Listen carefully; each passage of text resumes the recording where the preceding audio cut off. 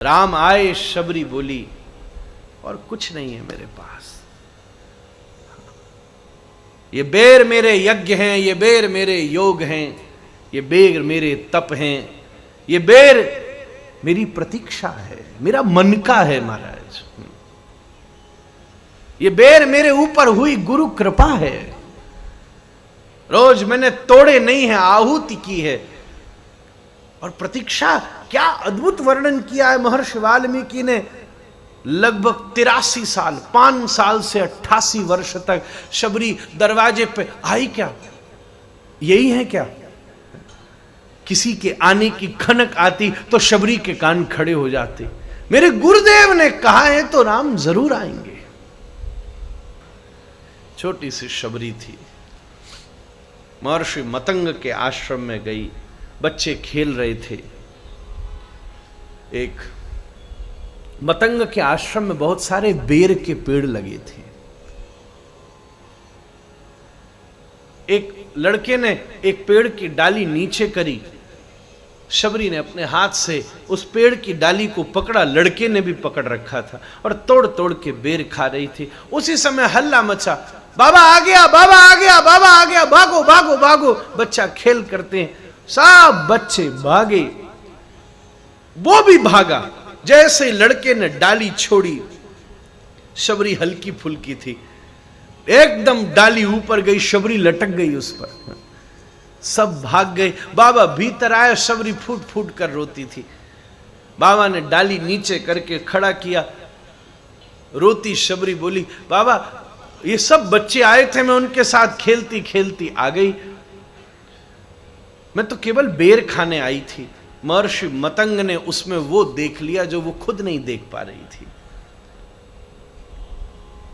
कहा, तुझे बेर बहुत पसंद है? बोले, हाँ बाबा बहुत पसंद है। अच्छा तू बोले तो मैं सारे बेरों की मालकिन तुझे बना देता हूं। बोली, मालकिन बनने से क्या होता है? बोले, तेरा जब इच्छा हो तब तू बेर खाना, सुबह रात ये सब तेरे होंगे, तू जिसको चाहे देना, जिसको चाहे। बोले, सब बच्चों को बुलाओ। बोले, सबको बुलाइए, कोई बात नहीं। बोले, ऐसा हो जाए तो बहुत अच्छा है गुरुजी, अभी बना दो मालकिन। आ फिर इधर आ। महर्षि मतंग शबरी को अपनी कुटिया में ले गए। आसन के ऊपर बैठे 5 साल की शबरी को सामने बिठाया। हाथ में कमंडलू का जल लिया और अग्निकुंड को प्रज्वलित करके बोले, आज तक जन्म जन्मांतरों में, कल्प कल्पांतरों में, युग युगांतरों में मैंने जितना योग किया है, जितना व्रत किया है, जितने तीर्थ किए हैं, जितने अनन्य प्रकार के संसाधन किए हैं, जो भी किया है वो आज हे शबरी मैं तुझे प्रदान करता हूं। गुरु और भजन विक्रमाद रूप गोस्वामी पाद कह रहे हैं, तुम्हारे जीवन में अध्यात्म की अनुभूति तुम्हारे गुरु के भजन की कमाई से हो रही है महाराज। जैसे एक बड़े खानदान का बेटा अपने पिता की संपत्ति पर नाचता है, ऐसे ही एक भजनानंदी गुरु का चेला भी मौज में रहता है महाराज। जैसे ही जल छिड़का, 5 वर्ष की शबरी 500 वर्ष की सी लगने लगी। उसमें मैच्योरिटी आ गई, गंभीर हो गई। अभी जो बच्चों की तरह खेल रही थी, हाथ में लाए बीर को छेल रही थी, उछाल रही थी, हंस रही थी, गंभीर बैठ गई। आंखों से जर्जर आंसू बहने लगे। गुरुदेव ये आपने क्या किया? मैं आपके इस ऋण को कैसे चुकाऊंगी? मेरे पास तो कुछ नहीं है। बोले, हे शबरी, बड़ी विपरीत बात है। ये शबर जाति में पैदा हुई इसलिए इसका नाम शबरी है। बड़ी विपरीत बात है। राम के आने का समय हो रहा है और मेरे जाने का समय हो रहा है। अगर तू मुझे ऋण से उर्ण होना चाहती है तो सुन, राम आने वाले हैं। बस तू एक काम करियो, जब राम तेरे सामने खड़े होंगे ना तो तेरे होश उड़ जाएंगे। बस तू राम को पहला प्रणाम मेरी तरफ से कर दियो, तू मेरे ऋण से उर्ण हो जाएगी। हो गई बात। वही शबरी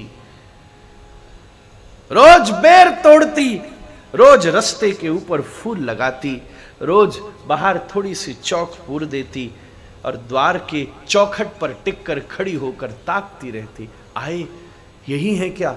यही है क्या? राम इधर हैं? नहीं, गुरुदेव ने कहा था जिसको देखने के बाद किसी और को देखने की इच्छा नहीं हो, ऐसे पर नजर पड़े तो समझ लेना राम आए हैं। यद गत्वा निवर्तन्ते तद्धाम परमम मम, भगवान ने कहा है।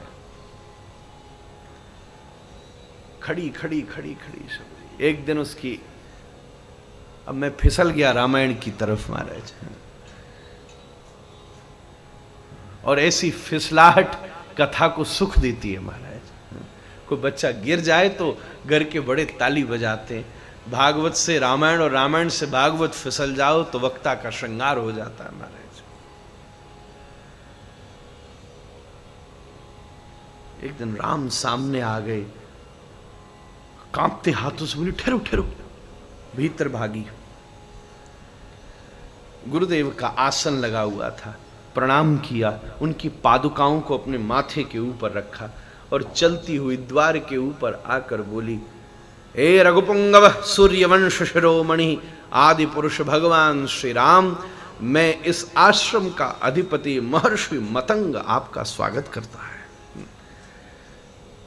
प्रणाम करके वापस लौटी और गुरुदेव के आसन के ऊपर पुनरपि उन पादुकाओं को रख करके प्रणाम किया, हे गुरुदेव अब मुझे अपने भार से मुक्त करो, मैंने अपने दायित्व को पूरा किया, और द्वार पर भागकर राम जी के चरणों में लेट गई महाराज। फिर जो हुआ वो सब अकथ है महाराज।